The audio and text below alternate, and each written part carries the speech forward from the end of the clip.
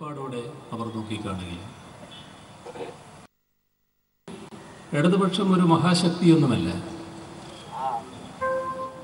പക്ഷേ ആ ശക്തി, ആ ഇടതുപക്ഷത്തിൻ്റെ കരുത്ത്, ഇടതുപക്ഷത്തിൻ്റെ നിലപാടുകൾ തങ്ങൾക്ക് അങ്ങേയറ്റം വിനവരുത്തി വെക്കുന്നതാണ് എന്ന് കൃത്യമായ ബോധ്യം സംഘപരിവാറിനുണ്ട്, ഈ വർഗീയ ശക്തിക്കുണ്ട്. അതുകൊണ്ടാണ് ഇടതുപക്ഷ നേതാവായ സീതാറാം യെച്ചൂരി നാഗ്പൂരിൽ ഒരു പരിപാടിയിൽ പങ്കെടുക്കേണ്ട കാര്യം വന്നപ്പോൾ അത് തടയാൻ വേണ്ടി സംഘപരിവാർ മുന്നിട്ടിറങ്ങിയത്. അപ്പം അവരാരെ, ഏത് ശക്തിയെ ഭയപ്പെടുന്നു എന്നതാണ് ഇത് കാണിക്കുന്നത്. സീതാറാം യെച്ചൂരിക്ക് നാഗ്പൂരിൽ പോകാൻ വിലക്കുള്ളപ്പോൾ രാഹുൽ ഗാന്ധിക്ക് എവിടെയെങ്കിലും പോകാൻ വിലക്കുണ്ടോ? കാരണം രാഹുൽ ഗാന്ധിയെ സാധാരണ നിലയിൽ ഭയപ്പെടേണ്ട കാര്യമില്ല. കോൺഗ്രസ്സിന് വർഗീയതയെ എതിർക്കാനാവില്ല എന്ന ധാരണ വർഗീയ ശക്തിക്ക് നല്ലതുപോലെയുണ്ട്. നമ്മുടെ രാജ്യത്തിൻ്റെ ചരിത്രമെടുത്താൽ പല കാര്യങ്ങളിലും ഇവർ സമരസപ്പെട്ടാണ് പോയിട്ടുള്ളത്. കോൺഗ്രസ്സിന് ഒരു ഘട്ടത്തിലും വർഗീയതയോട് വിട്ടുവീഴ്ചയില്ലാത്ത സമീപനം സ്വീകരിക്കാൻ കഴിഞ്ഞിട്ടില്ല. അതുകൊണ്ട് തന്നെ കോൺഗ്രസ്സിനെ അവർ ഒരു തരത്തിലും ആശങ്കയോടെ കാണുന്നില്ല. ഇപ്പോൾ കുഞ്ഞാലിക്കുട്ടി ഇവിടുന്ന് ജയിച്ചു പോയാൽ അവിടെ ആരെയാ ശക്തിപ്പെടുത്തേണ്ടത്? കോൺഗ്രസിനെയാണ്. കോൺഗ്രസിനെ ശക്തിപ്പെടുത്തിക്കൊണ്ട് നമ്മുടെ രാജ്യത്ത് ഇന്ന് വർഗീയതയെ നേരിടാൻ കഴിയുന്ന സാഹചര്യമുണ്ടോ? കോൺഗ്രസിൻ്റെ നേതാക്കൾ പ്രാമാണികരായവർ കൂട്ടത്തോടെ BJP-യിലേക്ക് ചേക്കേറുന്ന കാഴ്ചയാണ് നമുക്ക് കാണാൻ കഴിയുന്നത്. ഇപ്പം നേരത്തെ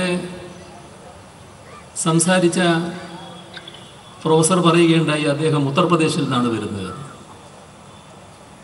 ഉത്തർപ്രദേശിലെ പഴയ മുഖ്യമന്ത്രിയായിരുന്നു ജഗദാംബിക പാൽ. കോൺഗ്രസ് നേതാവും മുഖ്യമന്ത്രിയുമായിരുന്നു. ഇപ്പം അദ്ദേഹം BJP-യിലാണ്. ഉത്തർപ്രദേശിൽ തന്നെ കോൺഗ്രസിൻ്റെ സംസ്ഥാന പ്രസിഡന്റായിരുന്നു റീത്ത ബഹുഗുണ ജോഷി. അവരിപ്പോൾ BJP-യിലാണ്. എത്ര വലിയ പട്ടികയാണ് എടുത്തു നിരത്താൻ കഴിയുക പ്രാമാണികരായിട്ടുള്ള ആളുകൾ. ഉത്തരാഖണ്ഡിലെ മുഖ്യമന്ത്രിയായിരുന്നു വിജയ് ബഹുഗുണ. ഇപ്പോൾ BJP-യിലാണ്.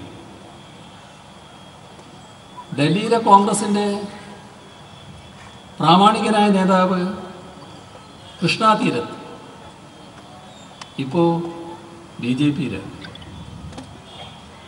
നമുക്ക് നല്ലതുപോലെ അറിയാവുന്നൊരു പേരാണല്ലോ SM കൃഷ്ണ. നമ്മളെ അടുത്ത നാട്ടുകാരനല്ലേ. അടുത്ത നാടിൻ്റെ മുഖ്യമന്ത്രിയായും കോൺഗ്രസിൻ്റെ പ്രാമാണികനായ നേതാവായും ഒക്കെ ഇരുന്നയാളല്ലേ. ഇപ്പോൾ എവിടെയാണ്? BJP-യിലാണ്. ഇനി അതിൻ്റെ അപ്പുറം ഗോവയിൽ ഈ കഴിഞ്ഞ തെരഞ്ഞെടുപ്പിൽ ഭരണം കിട്ടിയാൽ മുഖ്യമന്ത്രിയാക്കാൻ ഒരാളെ കണ്ടു, ഭൂരിപക്ഷം കിട്ടിയാൽ.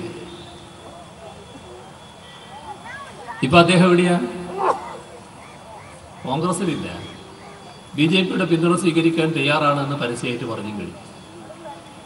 രാജിവെച്ച് തെരഞ്ഞെടുപ്പിനെ നേരിടുന്നു. BJPയുടെ പിന്തുണ സ്വീകരിക്കുന്നതിന് അവരാണ് തീരുമാനിക്കേണ്ടത് എന്ന് അദ്ദേഹം പറഞ്ഞു കഴിഞ്ഞു. ഇങ്ങനൊരു പാർട്ടിയെ ആർക്കിവിടെ ശക്തിപ്പെടുത്താൻ കഴിയും? കുഞ്ഞാലിക്കുട്ടി അവിടെ പോയാൽ ഈ പാർട്ടിയെ ശക്തിപ്പെടുത്താൻ കഴിയും. കുഞ്ഞാലിക്കുട്ടി അവിടെ ചെന്നതുകൊണ്ട് മതനിരപേക്ഷതക്ക് എന്തെങ്കിലും കരുത്ത് വർദ്ധിക്കാൻ പോകുന്നുണ്ട്? മതനിരപേക്ഷതയുടെ കരുത്ത് വർദ്ധിക്കണമെങ്കിൽ പാർലമെന്റിനകത്തേക്ക് ചെല്ലേണ്ടത് വർഗീയതയോട് വിട്ടുവീഴ്ചയില്ലാത്ത നിലപാട് സ്വീകരിക്കുന്ന ഇടതുപക്ഷത്തിന്റെ പ്രതിനിധിയായിരിക്കണം. അതാണ് MB ഫൈസലിന്റെ പ്രത്യേകത. അവിടെയാണ്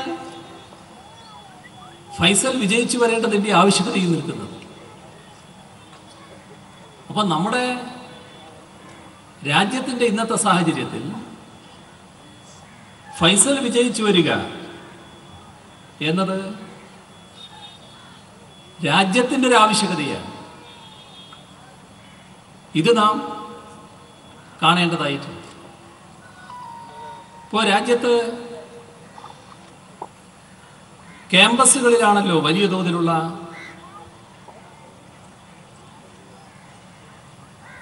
വർഗീയ വിരുദ്ധ നിലപാടുകൾ ഉയർന്നു വന്നിട്ടുള്ളത്. ആ ക്യാമ്പസുകളിൽ വർഗീയ വിരുദ്ധ നിലപാടുകൾ സ്വീകരിച്ച ചില പ്രതീകങ്ങൾ ഇന്ന് നമ്മുടെ രാജ്യത്തിന്റെ പൊതുമനസ്സിലുണ്ട്. ഒന്ന് രോഹിത് വെമുലയാണ്, മറ്റൊന്ന് കനയ്യകുമാറാണ്, പിന്നെ ഉമർ ഖാലിദാണ്. ആരാണിവരൊക്കെ? ഇവരെല്ലാം ഇടതുപക്ഷക്കാരാണ്. ഇടതുപക്ഷത്തിനല്ലാതെ ഇന്ന് നമ്മുടെ രാജ്യത്ത് വർഗീയ വിരുദ്ധ നിലപാട് സ്വീകരിക്കാൻ കഴിയുന്നില്ല. ഇതാണ് നാം കാണേണ്ട ഒരു യാഥാർത്ഥ്യം. കോൺഗ്രസിന്റെ പേര് എവിടെയെങ്കിലും കേട്ടോ? ഏതെങ്കിലും കോൺഗ്രസുകാരന്റെ പേര് ഇതിലെവിടെയെങ്കിലും പരാമർശിക്കപ്പെട്ടോ? ഇതാണ് നമ്മുടെ രാജ്യത്ത് ഇടതുപക്ഷത്തിന്റെ പ്രത്യേകത എന്ന് നാം കാണുന്നു. ഇവിടെ മത്സരിക്കുന്ന BJPയുടെ സ്ഥാനാർത്ഥി നിങ്ങൾക്ക് എല്ലാവർക്കും ഓരോ പാക്കറ്റ് ബീഫ് തരാൻ തയ്യാറാകുന്നുവെന്ന് പത്രത്തിൽ കാണാനിടയായി. ഇവിടെ കുഴപ്പമില്ല. ഇവിടെ ഇപ്പോൾ ഒരു പാക്കറ്റ്, എത്ര പാക്കറ്റ് ബീഫ് കൊടുത്താലും ഇവിടെ കുഴപ്പമില്ല. പക്ഷേ ഇതും എടുത്ത് രാജസ്ഥാനിലേക്ക് പോയി കളയരുത് കേട്ടാ, പിന്നെ തടി കിട്ടില്ല. രാജസ്ഥാനിലെ വാർത്ത കണ്ടില്ലേ നമ്മൾ? ഒരു പാവം പശു കച്ചവടക്കാരൻ എല്ലാ രേഖകളോടും കൂടി പശുവിനെ വാങ്ങി കച്ചവടം നടത്തിയാണ് അയാളെ തല്ലിക്കൊന്നത്. എത്ര പേരെയാണ് പശുവിന്റെ പേരിൽ തല്ലിക്കൊന്നത്? ഈ പറയുന്ന BJP സ്ഥാനാർത്ഥി ഒരു പൊതി ബീഫും കൊണ്ട് രാജസ്ഥാനിൽ ചെന്നാണെങ്കിൽ അതോടെ കഥ കഴിഞ്ഞു പോകുമല്ലോ. ഇത്തരമൊരു സാഹചര്യമാണല്ലോ നിലനിൽക്കുന്നത്. ഛത്തീസ്ഗഡിലെ മുഖ്യമന്ത്രി പശുവിനെ കൊന്നാൽ പിന്നെ തിരിഞ്ഞു നോക്കേണ്ടതില്ല, കൊന്നയാൾക്ക് വധശിക്ഷയാണ് എന്നാണ് പറഞ്ഞിട്ടുള്ളത്. ഗുജറാത്തിലെ ഗവൺമെന്റ് തീരുമാനിച്ചിട്ടുള്ളത് ജീവപര്യന്തമാണ് എന്നാണ്. ഇതാണ് സ്ഥിതി. നമ്മുടെ രാജ്യത്ത് എന്താണ് നടക്കുന്നത്? ഇവിടെ RSSും സംഘപരിവാറും എന്ത് ഭക്ഷണം കഴിക്കണമെന്ന് തീരുമാനിക്കുകയാണല്ലോ. അവർക്ക് വിരോധമുള്ളവരെ വീട്ടിൽ കയറി തല്ലിക്കൊല്ലുകയാണല്ലോ. അടുക്കളയിൽ ബീഫ് സൂക്ഷിച്ചിരിക്കുന്നു എന്ന് പറഞ്ഞാണല്ലോ കൊല. എന്തെല്ലാം സംഭവങ്ങൾ! ഏതെല്ലാം തരത്തിലുള്ള സംഭവങ്ങൾ? ഒരു ഭാഗത്ത് ന്യൂനപക്ഷ വിഭാഗമായ മുസ്ലിങ്ങളെ ആക്രമിക്കുന്നു, മറുഭാഗത്ത് പട്ടികജാതി വിഭാഗത്തിൽപ്പെട്ടവരെ ആക്രമിക്കുന്നു. പട്ടികജാതി വിഭാഗത്തിൽപ്പെട്ടവരെ നടു റോഡിലിട്ട് നഗ്നരാക്കി ഭീകരമായി മർദ്ദിക്കുന്ന കാഴ്ച ഈ ലോകത്തിന് കാണേണ്ടി വന്നല്ലോ. എന്തൊരു അധപ്പതനമാണ് നമ്മുടെ രാജ്യത്തിന് സംഭവിച്ചിരിക്കുന്നത്. അപ്പൊ നമ്മുടെ രാജ്യത്തെ വർഗീയതയുടെ ആപത്തിനെ ശരിയായ രീതിയിൽ നേരിടാൻ നമുക്ക് കഴിയേണ്ടതായിട്ടുണ്ട്. അതിന് വർഗീയതയുമായി സമരസപ്പെടാതിരിക്കണം. അത് ഇടതുപക്ഷത്തിന് മാത്രമേ കഴിയുന്നു. ഇടതുപക്ഷം ഏതെങ്കിലും ഒരു വർഗീയതയുമായി സമരസപ്പെട്ടു പോയോ ഏതെങ്കിലും കാലത്ത്? ശക്തമായ നിലപാട് മതനിരപേക്ഷതയ്ക്ക് വേണ്ടി സ്വീകരിക്കാൻ കഴിയുന്നത് അതുകൊണ്ടാണ്. നമ്മുടെ നാട്ടിൽ RSS ഉണ്ട്, SDPI ഉണ്ട്, ജമാഅത്തെ ഇസ്ലാമി ഉണ്ട്. ഇങ്ങനെയുള്ളവരെല്ലാം സ്വീകരിക്കുന്ന നിലപാടുകൾ എന്താണ് നമ്മുടെ നാടിന് നല്ലതുപോലെ അറിയാം. എന്തേ SDPIക്കും ജമാഅത്തെ ഇസ്ലാമിക്കുമൊക്കെ ഇപ്പോ കുഞ്ഞാലിക്കുട്ടിയോട് വലിയ താല്പര്യം വരാൻ കാരണം? എന്തുകൊണ്ടാണ് അവരുടെ സഹായം ഇങ്ങ് പോരട്ടെ എന്ന് ഒരു നിലപാട് സ്വീകരിക്കുന്നത്? ഇടതുപക്ഷത്തിന് ഇത്തരം കാര്യത്തിൽ യാതൊരു ആശങ്കയില്ലാലോ, അവരെ അകറ്റി നിർത്തുന്നതിൽ ആശങ്കയില്ലാലോ. കാരണം അവരുമായി ബന്ധം സ്ഥാപിക്കുക എന്ന് പറഞ്ഞാൽ അത് നമ്മുടെ നാടിനാപത്തായിട്ടാണ് വരിക. അതുകൊണ്ട് തന്നെയാണ് വർഗീയതയെ അകറ്റി നിർത്തുന്നത്, വർഗീയ ശക്തികളെ അകറ്റി നിർത്തുന്നത്. ഇവിടെ RSS നമ്മുടെ സംസ്ഥാനത്ത് വിവിധ സ്ഥലങ്ങളിൽ കോൺഗ്രസുമായും UDFുമായും കൂട്ടുകൂടിയതായിട്ട് കാണാൻ കഴിയും. ഇത് വർഗീയതയോട് സ്വീകരിക്കുന്ന സമീപനത്തിന്റെ പ്രശ്നമാണ് ഇതിലെല്ലാം കാണാൻ പറ്റുക. ഇത് നാം തിരിച്ചറിയേണ്ടതായിട്ടുണ്ട്. ഇപ്പൊ ഇന്ന് UDF BJPയോടൊപ്പം നിന്നുകൊണ്ട് സംസ്ഥാനത്ത് ഹർത്താൽ ആചരിക്കുകയാണ്. ഹർത്താലിന് നേതൃത്വം കൊടുത്ത, ഹർത്താലിന് ആഹ്വാനം ചെയ്ത ഒരു നേതാവ് KPCCയുടെ പ്രസിഡന്റ് ചുമതല വഹിക്കുന്ന MM ഹസനാണ്. അദ്ദേഹമായിരുന്നു കുറച്ച് വർഷങ്ങൾക്ക് മുൻപ് ഹർത്താൽ നിരോധിക്കണം എന്നാവശ്യപ്പെട്ടുകൊണ്ട് നിരാഹാരം കിടന്നു. എന്തൊരു അപഹാസ്യതയാണ് എന്ന് നോക്കണം. ഹർത്താൽ നിരോധിക്കണമെന്ന് ആവശ്യപ്പെട്ട വ്യക്തി തന്നെ ഹർത്താലിന് ആഹ്വാനം നൽകുന്ന സ്ഥിതി വരുന്നു. ഇവിടെ കോൺഗ്രസിന്റെ പഴയ ചരിത്രമെടുത്ത് പരിശോധിച്ചാൽ ബാബറി മസ്ജിദ് അടക്കമുള്ള പ്രശ്നങ്ങളിൽ കോൺഗ്രസ് സ്വീകരിച്ച നിലപാട് നമുക്കെല്ലാവർക്കും ഓർമ്മയുണ്ട്. VP സിംഗിന്റെ ഗവൺമെന്റ്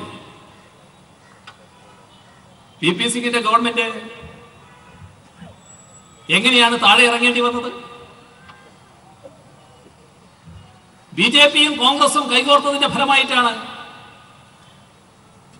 VP സിംഗിന്റെ ഗവൺമെന്റ് താഴെ ഇറങ്ങേണ്ടി വന്നത്. അദ്വാനിയുമായി കൈകോർക്കാൻ കോൺഗ്രസിന് ആ കാലത്ത് ഒരു മടിയും ഉണ്ടായില്ല. ബാബരി മസ്ജിദിന്റെ പ്രശ്നങ്ങളിലേക്കൊന്നും ഞാനിപ്പോൾ പോകുന്നില്ല, എല്ലാവർക്കും നല്ലതുപോലെ ഓർമ്മയുള്ളതാണല്ലോ. തുറന്നു കൊടുത്തത് ആരാധനയ്ക്ക് അനുമതി കൊടുത്തത്? അവസാനം നിസ്സംഗതയിലൂടെയും മൗനത്തിലൂടെയും അത് തകർത്ത് തരിപ്പണമാക്കുന്നതിന് കൂട്ടുനിന്നത് ഇതെല്ലാം കോൺഗ്രസ് അല്ലേ? കോൺഗ്രസും കോൺഗ്രസിന്റെ നേതൃത്വവുമല്ലേ? കോൺഗ്രസ് നേതാവ് പ്രധാനമന്ത്രിയായിരിക്കുമ്പോഴല്ലേ? അന്നെല്ലാം കോൺഗ്രസിനോടൊപ്പം ലീഗും ഉണ്ടായിരുന്നു എന്നുള്ളത് നമ്മൾ ഓർക്കണം. ഇന്ത്യൻ യൂണിയൻ മുസ്ലിം ലീഗും ആ കാലത്ത് 4 മന്ത്രിസ്ഥാനമാണ് വലുത് എന്ന് കരുതി സ്വീകരിച്ച നിലപാട് മറന്നു പോകാൻ പാടില്ല. ഇവിടെയാണ് പ്രശ്നം. വർഗീയതയെ തത്വാധിഷ്ഠിതമായി എതിർക്കാൻ തയ്യാറുണ്ടോ എന്നാണ് പ്രശ്നം. ഇക്കാര്യത്തിൽ ശരിയായ നിലപാട് ഇടതുപക്ഷത്തിന് മാത്രമാണ് സ്വീകരിക്കാൻ കഴിയുന്നത്. ഞാനിങ്ങോട്ട് വരുമ്പോ ഒരു കൂട്ടം പത്രപ്രവർത്തകര് എന്നോട് ചോദിക്കുകയുണ്ടായി, ജിഷ്ണുവിന്റെ കുടുംബത്തിന് LDF ഗവൺമെന്റിൽ നിന്ന് നീതി കിട്ടുമോ എന്ന്. ജിഷ്ണുവിന്റെ കുടുംബത്തിന് നീതി ലഭ്യമാക്കുന്നതിനുള്ള നടപടികളാണ് എല്ലാ ഘട്ടത്തിലും ആ ദുരന്തമുണ്ടായതിനെ തുടർന്ന് LDF ഗവൺമെന്റ് സ്വീകരിച്ചിട്ടുള്ളത്. ഏതൊരു സംവിധാനത്തെക്കാൾ ആ കുടുംബത്തോടുള്ള കരുതൽ മനസ്സിൽ സൂക്ഷിച്ചുകൊണ്ട് തന്നെയാണ് സംസ്ഥാന ഗവൺമെന്റ് നടപടികൾ എടുത്തിട്ടുള്ളത്. ഒരു മകൻ ഇല്ലാതായാൽ അമ്മ അനുഭവിക്കുന്ന വേദന നമുക്കെല്ലാവർക്കും മനസ്സിലാക്കാൻ കഴിയുന്നതാണ്. അത് സ്വാഭാവികമായി തന്നെ വലിയ തോതിലുള്ള പ്രയാസത്തിലേക്ക് അവരെ നയിക്കും. ആ പ്രയാസം അനുഭവിക്കുന്ന ആ സഹോദരിയോട് പൂർണ്ണമായ അനുഭാവം വെച്ചു പുലർത്തുന്ന നിലപാട് തന്നെയാണ് സംസ്ഥാന ഗവൺമെന്റ് സ്വീകരിച്ചിട്ടുള്ളത്. ഇത്തരമൊരു ദുരന്തമുണ്ടായപ്പോൾ ആദ്യ മന്ത്രിസഭാ യോഗം ആ സംഭവം ഉണ്ടായതിന് തൊട്ടു പിന്നാലെയാണ് ഉടനെ ചെയ്ത നടപടി. കുട്ടി നഷ്ടപ്പെട്ടതിനൊന്നും പകരമാവില്ല, എങ്കിലും ഒരാശ്വാസ നടപടി. അതിന്റെ ഭാഗമായി 10 ലക്ഷം രൂപ ആ കുടുംബത്തിന് നൽകാൻ തീരുമാനിച്ചു. മന്ത്രിസഭയിലെ കോഴിക്കോട് നിന്നുള്ള മന്ത്രി സഖാവ് TP രാമകൃഷ്ണൻ ആ വീട്ടിൽ പോയി ആ തുക ഏൽപ്പിച്ചു. ഈ സംഭവം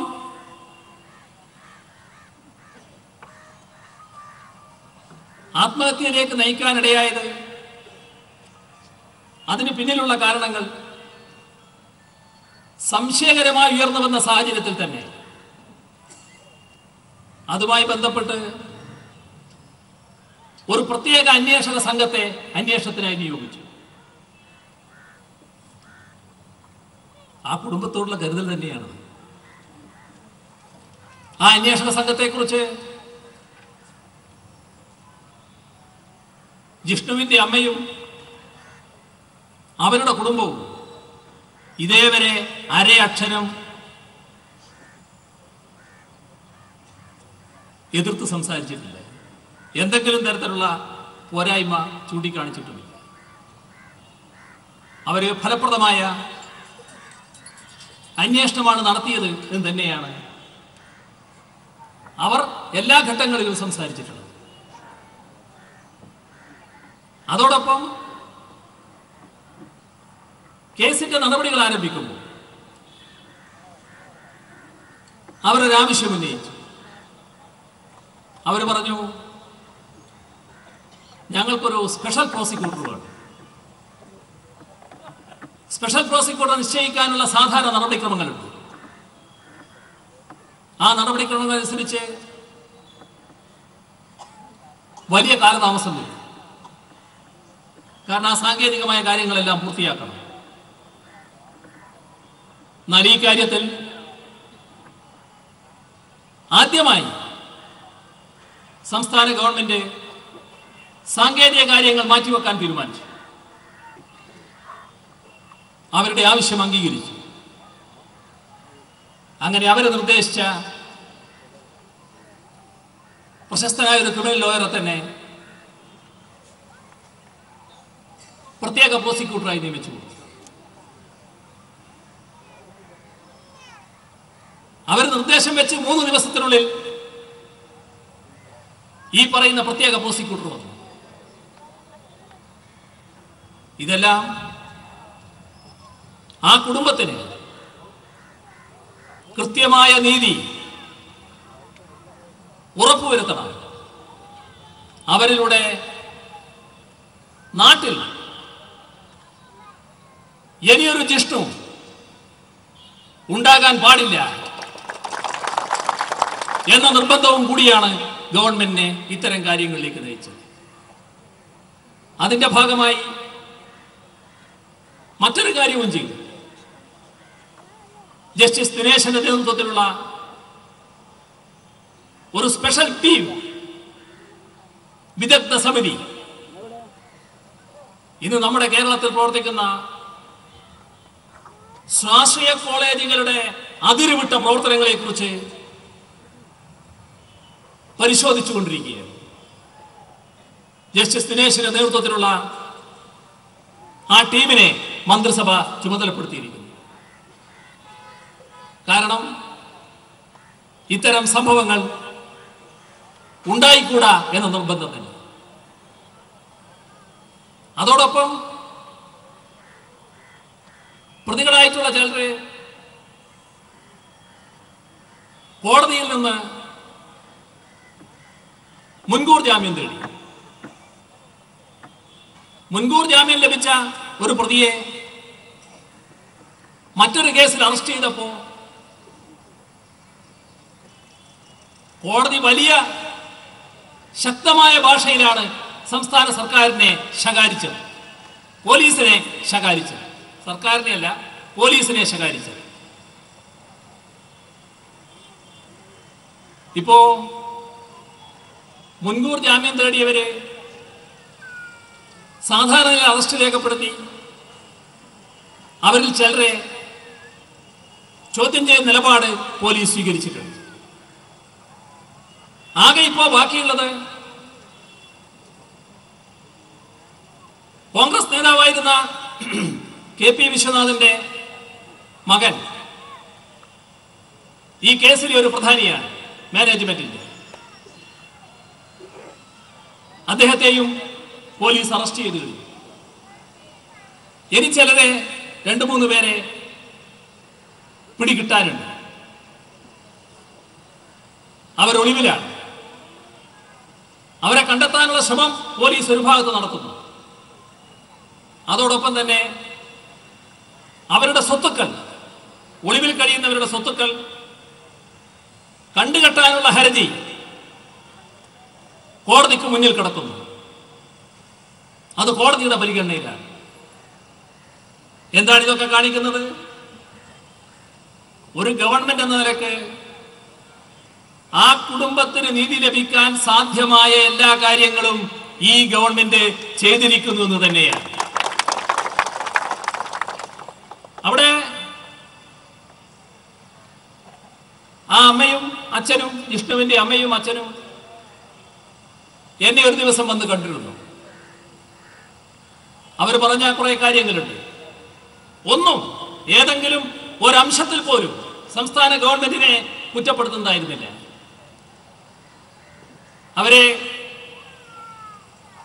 മറ്റൊരു ചിത്രം കേരളത്തിൽ ഉയർന്നു വന്നിരിക്കുന്നു, അതുകൊണ്ട് ഞങ്ങൾ നിങ്ങളെ കാണാൻ വന്നതാണ് എന്നാണ് എന്നോട് പറഞ്ഞത്. നല്ല നിലയിൽ ഞങ്ങൾ സംസാരിച്ച് പിരിയുകയും അതവര് ഓഫീസിൽ നിന്നിറങ്ങി താഴെ എത്തിയപ്പോൾ മാധ്യമങ്ങളോട് സംസാരിക്കുകയും ചെയ്തു. അവരിന്നലെ DGPയെ കാണാൻ വേണ്ടി വരുന്നു. DGPയോട് കാണണമെന്ന് അവരറിയിക്കുകയും ചെയ്യുന്നു. DGP അവരെ കാത്ത് ഓഫീസിലിരിക്കുന്നു. 6 പേര്, ഇവരടക്കം കുടുംബാംഗങ്ങൾ 6 പേര് DGPയെ ഒന്ന് പോയി കാണാം എന്ന് അവർ തമ്മിൽ സംസാരിച്ച് തീരുമാനിക്കുന്നു. 2 കൂട്ടർക്കും സമ്മതം, DGPക്കും സമ്മതം, ഇവർക്കും സമ്മതം. ഈ കുടുംബാംഗങ്ങളായ 6 പേര് DGP ഓഫീസിലേക്ക് കടന്നു ചെല്ലാൻ നോക്കുമ്പോൾ മറ്റു കുറച്ചു പേര് അതിന്റെ കൂടെ. അവരിത്തരം കാര്യങ്ങളിൽ വലിയ താല്പര്യമുള്ളവരാണെന്ന് നമുക്ക് എല്ലാവർക്കും അറിയാം. അതിലൊന്ന് തോക്ക് സ്വാമി എന്നറിയപ്പെടുന്ന ഒരു സ്വാമി. പിന്നെ KM ഷാജഹാനെ ചിലർക്കൊക്കെ അറിയാമെന്നാണ് വിചാരിക്കുന്നത്. ഒന്ന് KM ഷാജഹാൻ, മറ്റൊരാള് SUCIയുടെ ഒരു നേതാവ്, പിന്നെ BJPയുടെ ഒരു പ്രാദേശിക നേതാവ്. ഇങ്ങനെ കുറെ പേര്. അപ്പൊ സ്വാഭാവികമായും അവിടെ കാവൽ നിൽക്കുന്ന പോലീസുകാർ പറഞ്ഞു, നിങ്ങൾക്ക് അനുമതിയില്ല, ഇവർ 6 പേരാണ് അകത്ത് കടക്കേണ്ടത്, അവർ കടക്കട്ടെ. അത് സ്വാഭാവികമായി പറയുന്ന ഒരു കാര്യമല്ലേ. അപ്പൊ ഇവരുടെ കൂടെയുള്ള കുറെ ആളുകൾ തള്ളിക്കയറുകയാണ്, തള്ളിക്കയറാൻ നോക്കുകയാണ്. ഇന്നലെ വലിയൊരു ചിത്രം ഉയർത്തിക്കൊണ്ടുവരാനൊരു ശ്രമം നടന്നു. ഈ അമ്മയെ വല്ലാതെ റോഡിലൂടെ വലിച്ചഴച്ചു എന്നൊരു ചിത്രം വരുത്താൻ. പക്ഷെ ദൃശ്യമാധ്യമങ്ങള് ഒരു ഉപകാരം ചെയ്തു, ആ ദൃശ്യങ്ങൾ ശരിയായി കാണിച്ചു. ദൃശ്യങ്ങൾ ശരിയായി കാണിച്ചപ്പോ ഇവര് കടന്നിരിക്കുന്നു, കിടന്നെ അവരെ കൈകൊടുത്ത് പോലീസുകാരികൾ പൊക്കാൻ നോക്കുന്നു. ഇത് വലിച്ചിടക്കലായിട്ട് ചിത്രീകരിച്ചെങ്കിലും ദൃശ്യത്തിൽ ശരിയായി പൊക്കുന്ന ചിത്രമായിട്ട് തന്നെ വന്നു. ഇതാണ് സംഭവിച്ചിട്ടുള്ള കാര്യം. DGP അവർക്ക് കാണാൻ കഴിയാത്തത് കൊണ്ട് അവരാശുപത്രിയിലായപ്പോ DGP അവരെ പോയി കണ്ടു. DGPയോട് അവർ പറഞ്ഞു, എനിക്ക് 2 കാര്യങ്ങൾ നിങ്ങളോട് സംസാരിക്കാനുണ്ട്. അപ്പോൾ DGP പറഞ്ഞു, ഞാൻ നിങ്ങളെ കാത്തിരിക്കുകയായിരുന്നു, നിങ്ങൾക്ക് ഇനിയും എൻ്റെ അടുത്ത് വരാം, സംസാരിക്കാം, ഞാൻ വരും, നമുക്ക് സംസാരിക്കാം എന്ന് ആ സഹോദരി പറയുകയും ചെയ്തു. അപ്പോ ഒരു ഗവൺമെന്റ് എന്ന നിലക്ക് ജിഷ്ണുവിന്റെ കുടുംബത്തിന് നീതി ചെയ്യാനുള്ള എല്ലാ നടപടികളും സംസ്ഥാന ഗവൺമെന്റ് ഭാഗത്ത് നിന്ന് ഉണ്ടായിട്ടുണ്ട് എന്നതാണ് നേരത്തെ എന്നോട് ചോദിച്ച ചോദ്യത്തിന് ഉത്തരമായി എനിക്ക് പറയാനുള്ളത്. അതുമായി ബന്ധപ്പെട്ട് മറ്റു കൂടുതൽ കാര്യങ്ങളിലേക്ക് ഞാനിപ്പോ കടക്കുന്നില്ല. ഇക്കാര്യത്തിൽ ഇനിയും ആ കുടുംബത്തോടുള്ള കരുതൽ, മകൻ നഷ്ടപ്പെട്ട അമ്മയോടുള്ള കരുതൽ മനസ്സിൽ സൂക്ഷിച്ചുകൊണ്ട് തന്നെ സർക്കാർ മുന്നോട്ട് പോകും എന്ന കാര്യവും ഉറപ്പാണ്. ഇതൊരു ലോക്സഭയിലേക്കുള്ള മത്സരം എന്ന നിലയ്ക്ക് വർഗീയതക്കെതിരെയുള്ള പോരാട്ടമായി നാം കണക്കാക്കണം. RSSകാരുടെ കൊലക്കൊര അറുതിയും വരുന്നില്ല. ഇന്നലെയും ആലപ്പുഴയിൽ RSS ശാഖ വിട്ട ഒരു ചെറുപ്പക്കാരനെ, അയാൾ വേറെ എവിടെയും പോയിട്ടില്ല, RSS ശാഖ വിട്ടത് മാത്രമേ ഉള്ളൂ, തല്ലിക്കൊന്നത്. ആ തല്ലിക്കൊന്ന മുഴുവൻ ആളുകളെയും, അതിൽപ്പെട്ട പ്രധാനപ്പെട്ട മുഴുവൻ ആളുകളെയും പോലീസ് അറസ്റ്റ് ചെയ്ത് കഴിഞ്ഞു. കാസർഗോഡ് റിയാസ് മൗലവിയെ കൊലപ്പെടുത്തിയ കാര്യം അവിടെ വർഗീയ കലാപം സൃഷ്ടിക്കാനുള്ള ഉദ്ദേശത്തോടെയായിരുന്നു ആക്രമണം നടത്തിയത്. RSSകാരായിരുന്നു അത് നടത്തിയത്. അവരെ മുഴുവൻ കേരള പോലീസ് ദിവസങ്ങൾ കൊണ്ട് തന്നെ കസ്റ്റഡിയിലെടുത്തു. ഇവിടെ നാടിന്റെ സ്വൈര്യവും സമാധാനവും തകർക്കാനുള്ള ശ്രമം ഒരു വിഭാഗം നടത്തിക്കൊണ്ടിരിക്കുന്നു.